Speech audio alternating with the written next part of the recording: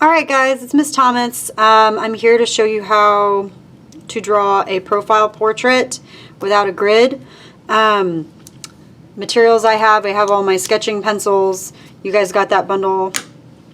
I have my handy dandy eraser pencils, which are great. Christmas is coming up, or other winter holidays maybe.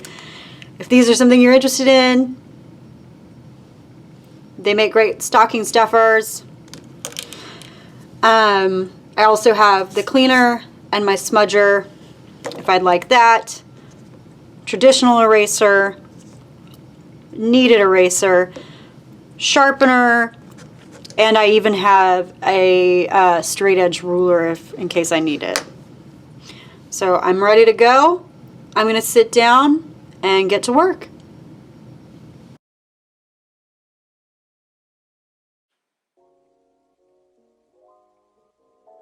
The egg shape.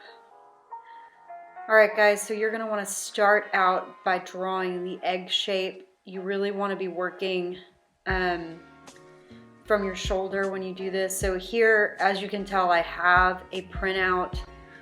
That's going to be your best bet. If you have an opportunity to print out your picture, that's what's going to help you out the most.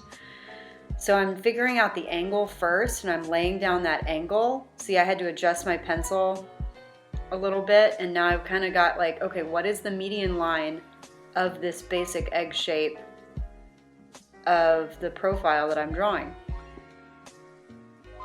Remember, you're working from your shoulder and your lines are super light. In a minute, I'm gonna go over my lines with a darker pencil so you guys can see them better. But if I were to continue drawing, this is how light my first sketch lines are. And you guys as viewers right now can barely even see them. And I'm again checking that median line, so the line going down the middle of my egg for my egg shape, to see if it's the correct angle. So here I'm coming in with a regular pencil. It's an HB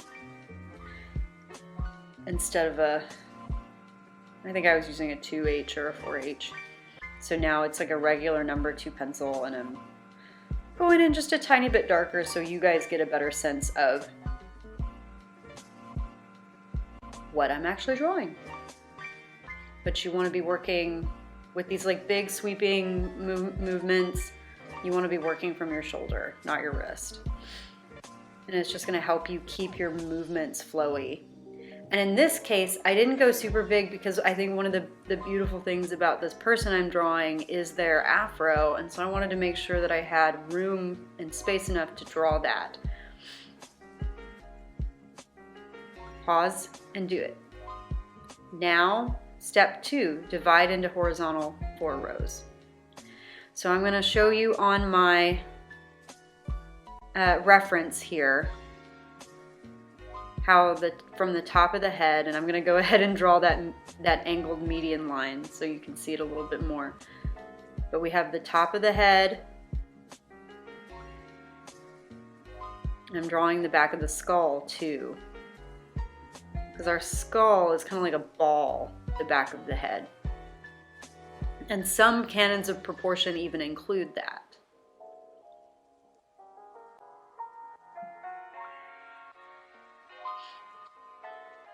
And now I'm going for another. All right, now the eyes, see the eyes are in the middle. And I'm gonna darken these lines up in just a second, but first I think I'm gonna measure, we'll see. On that top one I did go a little bit low on the tail width, but you can see that the eye line is in the middle of the head, the hairline is at the quarter, or the 1/4 mark. The mouth is at 3/4 or 3/4. It's just different ways to say the same thing. And then the chin is the 1 hole.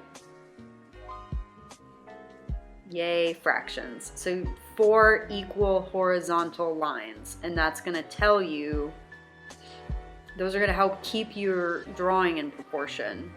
And again, one of the great things about having a printed off reference is that you can just mark it up as much as you need to. And yes, you do have to be working from a photo. you have to work from a photo. It can be a picture of you, it can be a picture of a friend, family member, but you need a profile photo to work with. All right, so now I'm measuring, I'm comparing the space on the bottom, the space on the top, and now I'm gonna do the same thing to create my other 2 lines. You might have to, I'm experienced enough to where I can get away with probably being pretty accurate the first time. You might have to do it a couple times to get it right. But whatever you do, you have to measure. There's just no getting around it. You've got to check.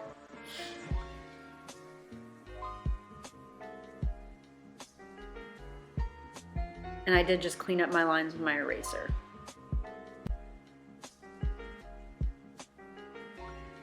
And now you're ready to go to put in all the different, oh, actually, pardon me. And this is where I do kind of mess up a little bit. I wanted to draw a median line down, a vertical median line in between the widest part of the back of the head and the widest part of the front of the head. And not the hair, not where his fro is, but where that nose is. The widest part of the nose and the back of the head. And so I did 2 different lines, and my second one was the correct one.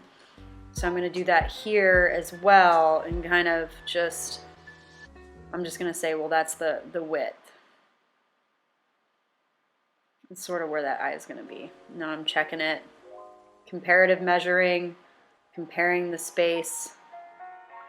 And yeah, the egg comes out a little bit wider because part of that is because there's an indentation between the forehead and the nose. But it took me 2 tries to get that vertical line in. But you do want that one vertical line because it's going to help you with your ear. Pause and do. Now we're moving on to part 2, edges into contour lines. So you want to see the edges of the features and transform them into lines. So you're going to look at that forehead, the slope of the nose, the mouth. Here I'm starting off with the basic ear shape. And I probably could have gone into a little bit more detail with my contour drawing of the ear. But I'm going to warn you, when you take your photograph of your profile, you want to make sure that it's decently lit with light. Here it got really dark on the back side of his face and his head, and the ear is very difficult to see. So just be aware and be careful of that. And that has all to do with lighting. If you can do this outside or in front of a window, it really helps you. And this is going to take me a couple tries. That's okay. Remember, drawing is redrawing. So I'm paying attention to where are these features hitting in on these 4 horizontal rows, what's hitting where. You're using those things to kind of figure out where things end up. And I haven't sped this up at all. You're seeing me do this in real time.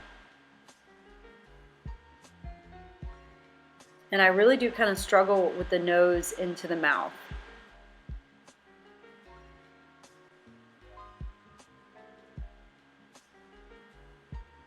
But you're looking for those edges, and the actual edges of things, that's what becomes lines.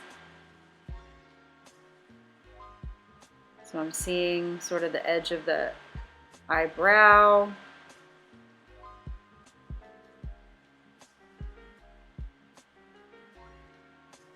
And there is, oh, I kind of did it right at the beginning. I mess up his forehead later on, and I didn't see it to fix it.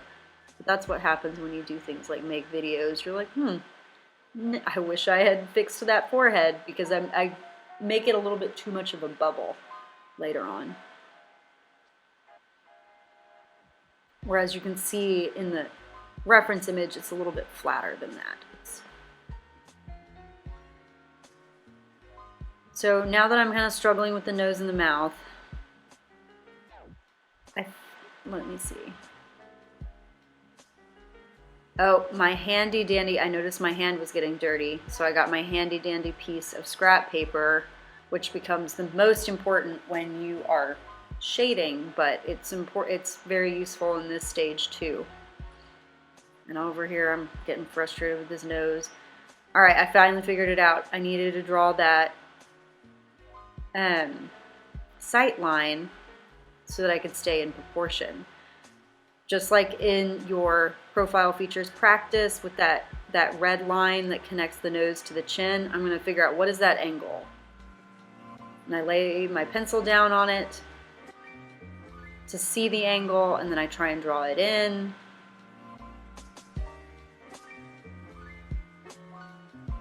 And now I have that sight line that connects my nose to my chin. And I have a much more successful time drawing in the nose that way.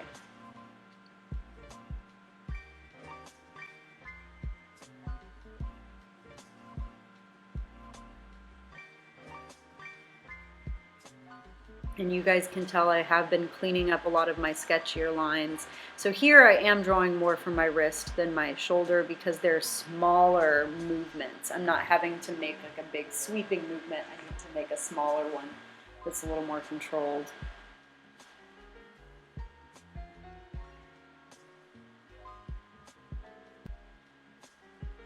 And now I'm cleaning up my lines a little bit more, refining those angles and those contours, trying to figure out any of those little divots. Where does that line and or where does that edge go? Does it come in? Does it go out?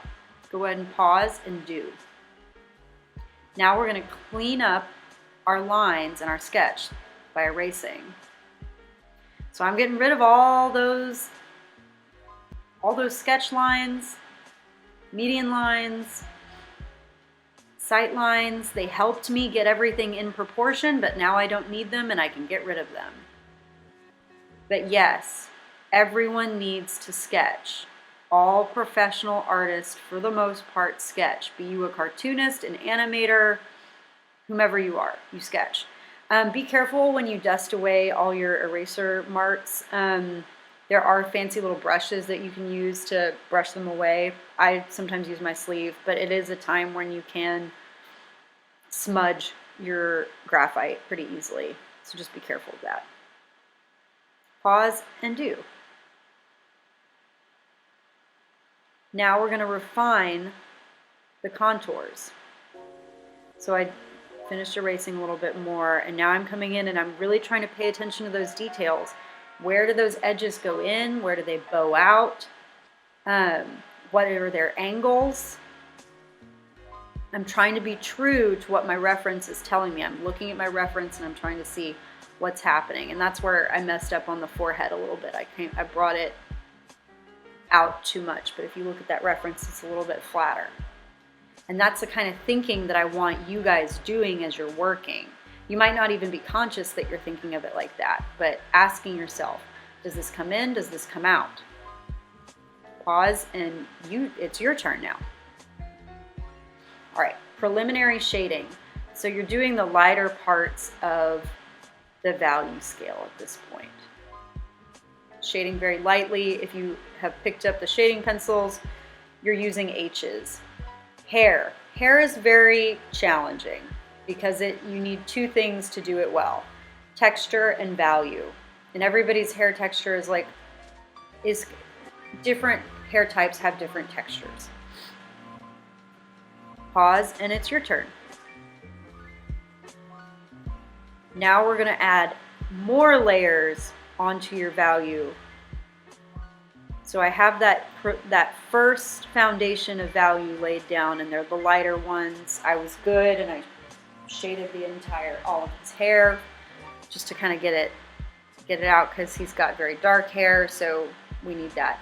Now I'm layering in lighter layers, and I'm going in opposite directions from the first direction that I laid it on, and that's called crossing your contours. And that's going to help hide the texture, the streakiness of your pencil, because as you're shading, you're basically coloring.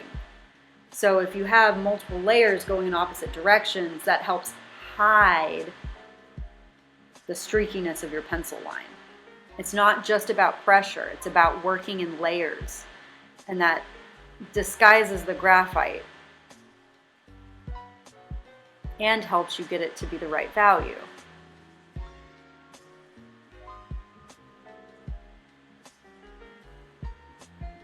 So I'm going in, and these are areas that I've already shaded, but now I'm going back over.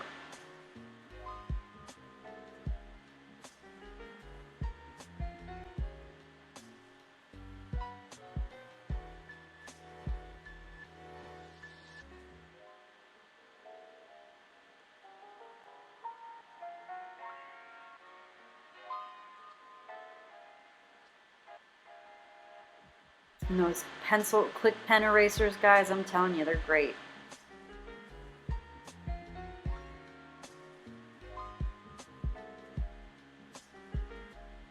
Making those areas darker, going back over. And the layers are light, they're still light. But it's one of those reasons that it's so important for you to practice doing little things like value scales so you can be in control of your layering and your application of value. And sometimes it won't work out and you kind of gotta dial it back.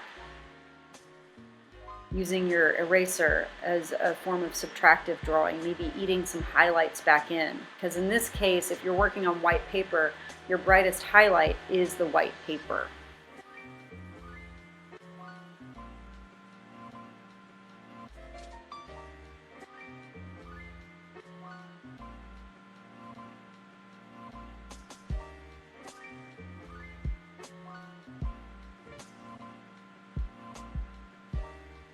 And you just work in light layers over and over and over again. But again, that's going to help you hide those pencil lines so they run into each other a little bit more and get things the right or appropriate value. So his neck is pretty encased in shadow. And there is, okay, so this is the other thing. When you're drawing, what art making is, and when you're working representationally especially, and I'd argue any kind of art, you are riding the wave between observation and artifice. The word art comes from the word artifice, which means artificial or fake. So you are riding the wave between what you see and what you think or feel should be there. So in the case of this photograph, where when I took this picture of this student, I didn't do a great job of making sure that there was enough light on the back part of the head, and it's very dark. It's so dark that I can barely see what's going on with the ear. I kind of have some of that I have to kind of make up. That's the artifice part. I'm still using my tools, like the camera and my eyes, to observe, but some of it comes down to you have to make a call. If it's an area that's so dark that you can't see, as the artist, do you feel like it's best if you just color it solid black? Or do you try and liven it up a little bit? And having more experience will help you intuit what is the best to do in that moment, which is why one of the reasons that we call art a practice is because you have to practice in order to gain that experience to figure out what's the best call for you as an artist. Okay, so I've got his hair is all one sort of textural mass right now. There's not a whole lot of range and value. And so now I'm coming in and I'm creating contrast by getting there to be darker shadows in certain areas. And the hair is always going to be time consuming on some level. And so I suggest working on the hair and then working on another part of the drawing, working on the hair, then working on another part of the drawing, because it can get tedious. And that goes for most all hair types, even like short hair. but you can tell where I got a basic value and a basic texture going on, and then I was like, okay, now I need to add a little bit more variety in terms of having a greater range of value in the hair, but it still mimics that same texture. And I'm trying to get a more dynamic range of value on the neck, because his neck is there's a lot of shadow there. And so right now there's a nice concentration of shadow at the base of the fro and at the back of the neck, and I need to bring that into the rest of the drawing.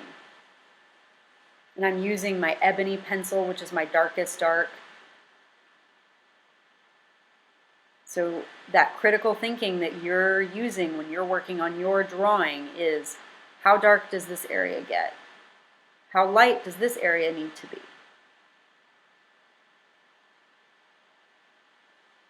What shape does it make? Do I make this part lighter? Do I erase here? Or do I add more pencil here? Is it wise to use a B pencil to get it this dark? Or to use the ebony? How much pressure am I putting? What direction do I need to be shading? Some of these things, these questions you might not be fully conscious of as you're drawing, but they are questions that you are asking yourself, even if you're not aware.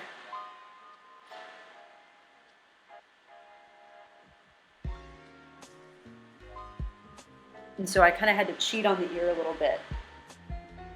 Luckily, I did use, this is a digital photograph, and when you can pull up that ear on like a digital screen, it's a little bit easier to see, and so that's what I did. So yes, again, hair is texture and value. And you don't, in this case, one criticism I would have of myself in this case is that I feel like sometimes I got some of the curls, because I'm moving my pencil in a circular motion to mimic the curl of his hair. I think there were times where I got them, they became way too liney, like way too linear. They look like lines. So be careful of little things like that if you can. And I think part of not doing that for me would have been moving around the head more, or moving around the hair more. And so I'm getting some contrast in that ear, and then trying to build up some darker darks in the base of the fro, building up shape.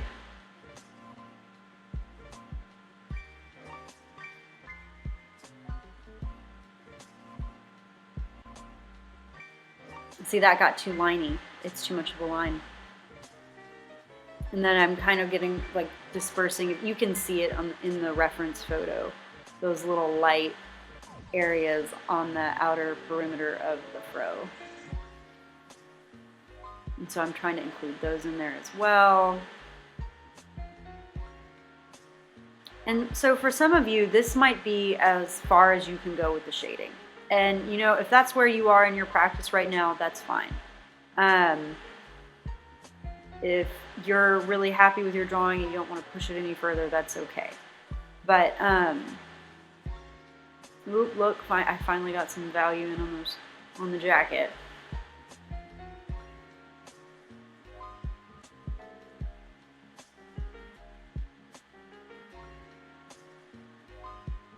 Getting some shading in there.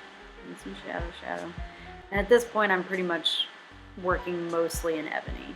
Just pull out that contrast, those darker darks, the end of the spectrum on the value scale. And you can see how not being afraid to go dark where it is dark can really help make it feel dramatic and dimensional. Pardon. So I came back in. Yeah, I think there's just parts where I like make it look like he's got like an indention in his fro, which is rude of me. I'll just say it like that. But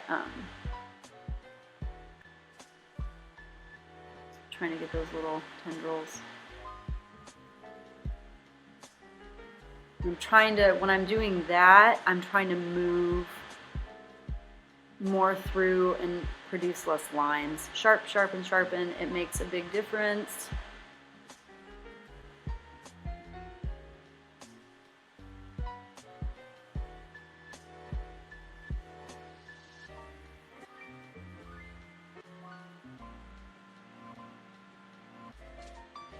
So this might be as far as some of you can get, and that's perfectly fine. I will be very, very happy if I see this kind of dimension working on your drawing through shading. So this is the optional, sort of optional step. If you want to try and blend, I'm using a paper towel wrapped around my finger and a smudge stick as well. And I'm showing you that I got shading on my, or graphite on my hand. And you can wash it off, but I've chosen to try and erase it off. And that's when that scrap paper just becomes so useful. But I smudged it and blended it all together. It can be helpful, but I think there's times where I've seen students just like kind of ruin their drawing with that, because then it can get streaky so easily.